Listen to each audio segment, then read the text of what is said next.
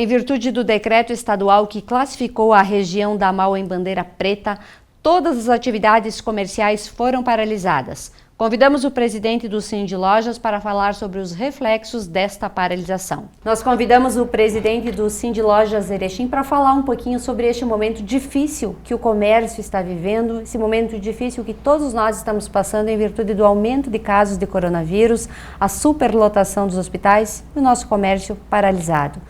Presidente, bem-vindo. Muito obrigado, Sandra, mais uma vez pela oportunidade que a TV Erechim nos concede. É sempre um veículo de comunicação que está atento aos problemas da nossa comunidade. É mais uma vez um prazer estar aqui falando aos seus telespectadores.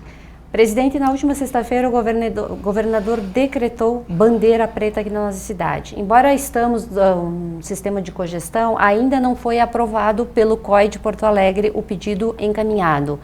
Erechim está com o comércio paralisado.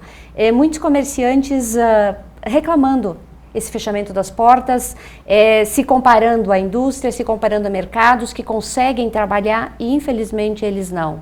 Como a entidade se posiciona?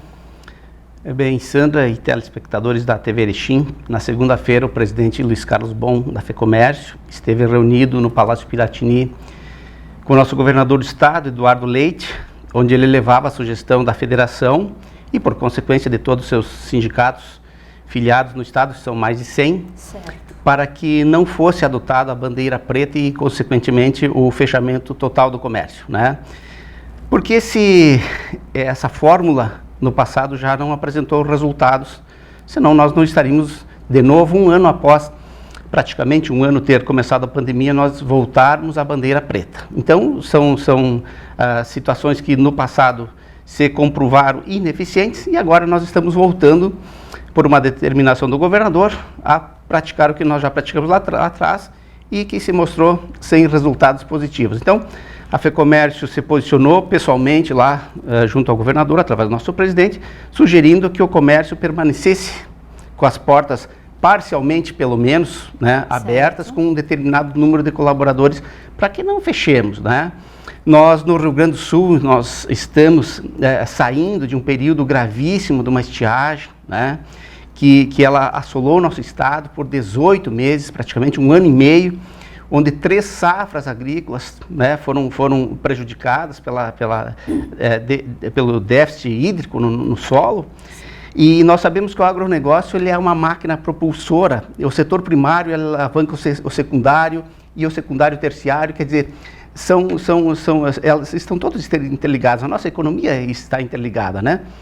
Então nós temos ainda esse agravante. Nós viemos de 3 safras frustradas, parcialmente pelo menos, e agora nós voltarmos a fechar o comércio é terrível. Nós nos posicionamos contra, enquanto federação, e aqui a nível de região e de cidade, município de Erechim, o Sindlojas, a CDL, a Associação Comercial e o CODER encaminharam uma carta ao nosso prefeito, né? E ao Comitê de Gestão Municipal, então, fazendo essas mesmas sugestões. Nós esperamos que brevemente isso possa ser revisto e nós possamos voltar a abrir as nossas portas, porque a economia, sempre o que foi dito lá atrás, a economia, ela preocupa, nós precisamos pagar nossos aluguéis, nossos impostos, né? O fluxo de caixa, tão falado pelo governador, não existe nas pequenas empresas, e se existia ele era muito baixo e já foi consumido nesse período de 12 meses de pandemia, né? Então, esse fechamento total é difícil, nós esperamos que seja revertido o mais breve possível.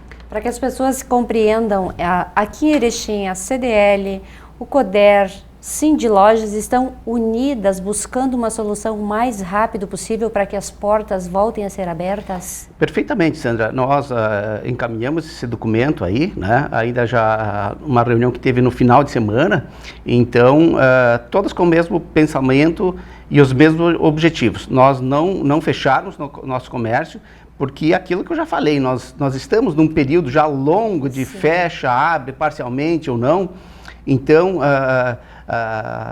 as empresas estão sem fluxo de caixa, né? Nós precisamos reverter isso o mais breve possível.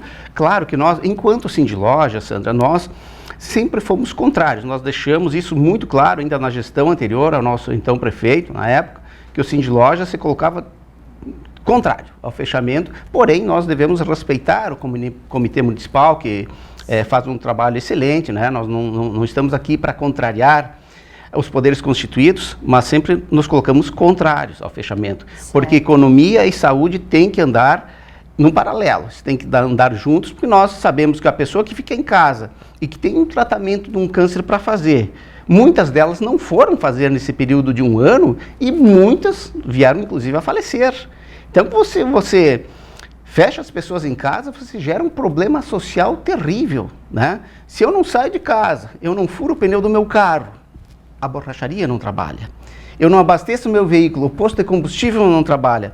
Eu não compro flores para minha esposa, que está de aniversário, a floricultura não trabalha. E também eu não compro o salgadinho na padaria para o mesmo aniversário, a panificadora não trabalha. Então, a saída de casa de um cidadão, ele movimenta o comércio. E quando você não consome, você não gasta, você traz um problema social muito grande, inclusive que vai se refletir nas prefeituras, no Estado e na União, pela não arrecadação de impostos. Então, o fechamento é algo terrível. Nós precisamos que isso seja revertido o mais breve possível e contamos com o bom senso das autoridades para que não cometam os mesmos erros no passado e que não deram resultado e agora nós voltamos a repeti-los. Os hospitais estão lotados na nossa região toda.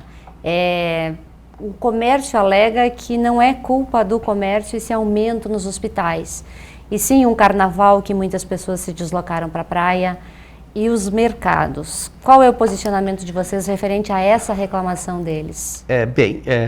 Nós entendemos também desta forma. O comércio não é ponto de aglomeração de pessoas, porque as nossas lojas aqui têm características interioranas até, certo. De não ter um fluxo de pessoas tão grande, né? Até porque nós temos um tempo de abertura das lojas que é um dos maiores do estado do Rio Grande do Sul, né? Então não é no comércio em que houve a aglomeração e que causou agora então esse fechamento, né? E sim, talvez, aquelas aglomerações desnecessárias e que poderiam ter sido evitadas, mas infelizmente nós, enquanto sociedade, temos que pagar o preço por algumas ações que foram pontuais e de alguns cidadãos que de repente não tinham a informação necessária ou não quiseram, mesmo tendo a informação, seguir as normas da saúde, né? Então nós estamos pagando um preço.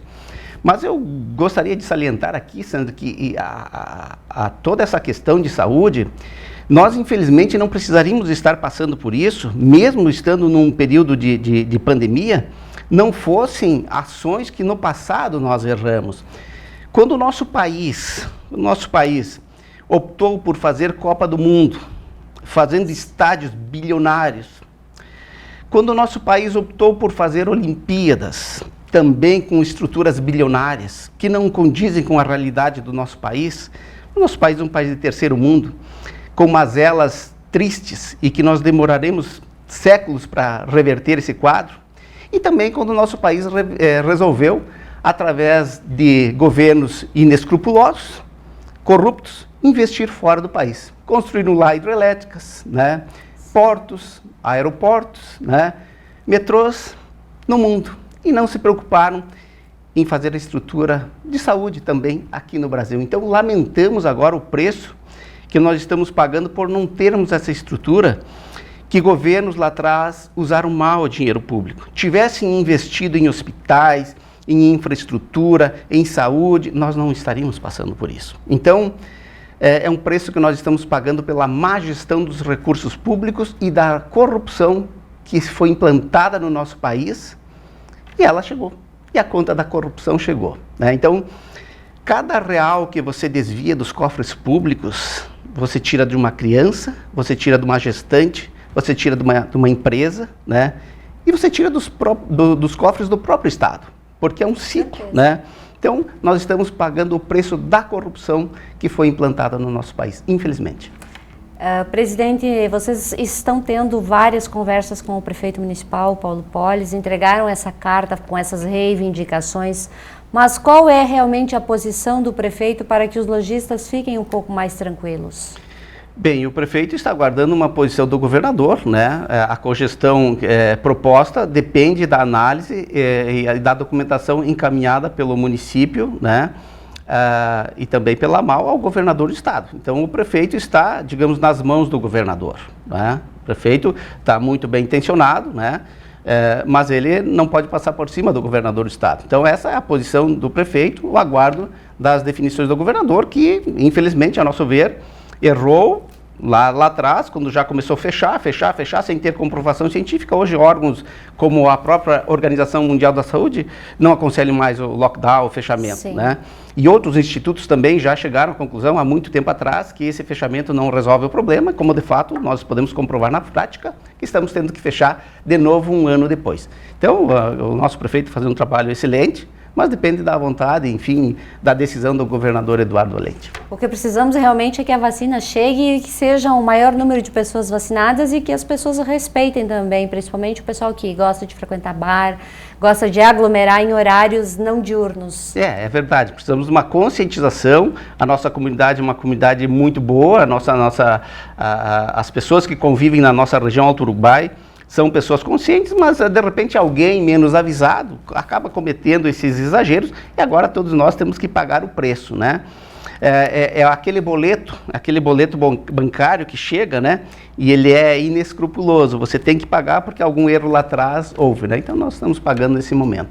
Obrigada, presidente, por vir até a TV Erechim mais uma vez e conversar com a nossa comunidade, que aqui merece uma explicação plausível, uma explicação que seja condizente com o momento que estamos vivendo. Eu agradeço, Sandra, e quero deixar aqui claro, não tenho procuração da CDL para falar, não tenho procuração da Associação Comercial, não tenho procuração do CODER, nem da Unindústria, nem Sinduscom, nem de nada, né? Apenas do Sindlojas. Mas quero dizer a todos que todas as entidades trabalham muito pelo nosso comércio, pela nossa indústria, pelo nosso serviço, pela nossa comunidade. Hoje as entidades estão envolvidas em tudo. Todas elas fazem muito além dos seus estatutos, né? Muito além dos seus estatutos, assumem áreas que muitas vezes não têm nem conhecimento. Então elas fazem bastante. Agora, nós usamos sempre, todas elas, os meios éticos, legais e morais. São esses os canais que nós utilizamos para as nossas reivindicações.